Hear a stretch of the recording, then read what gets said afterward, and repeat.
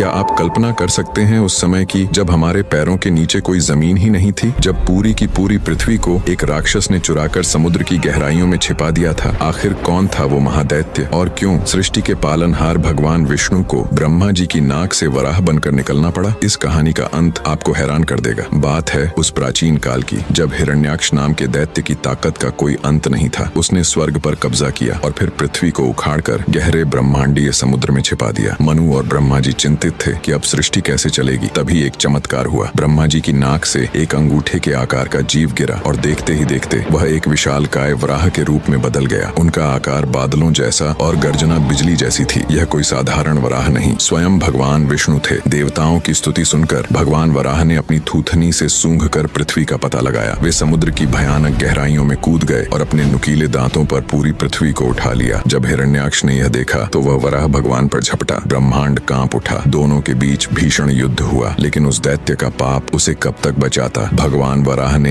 एक ही प्रहार में हिरण्याक्ष का वध कर दिया। लेकिन अभी एक समस्या और थी। पानी के ऊपर भारी पृथ्वी टिकेगी कैसे? तब भगवान ने अपनी योग माया और अपने खुरों से जल को स्तंभित कर दिया और उस पर पृथ्वी को फिर से बसाया। सोचिए, अगर उस दिन भगवान वराह ने वो रूप न लिया होता तो आज मानव जाति का कोई अस्तित्व नहीं होता। ईश्वर भक्त की रक्षा के लिए किसी भी रूप में आ सकते हैं, चाहे वो नर हो या वराह। अगर आप भी भगवान विष्णु के इस अद्भुत अवतार को नमन करते हैं तो कमेंट में पूरी श्रद्धा से लिखें, जय श्री वराह।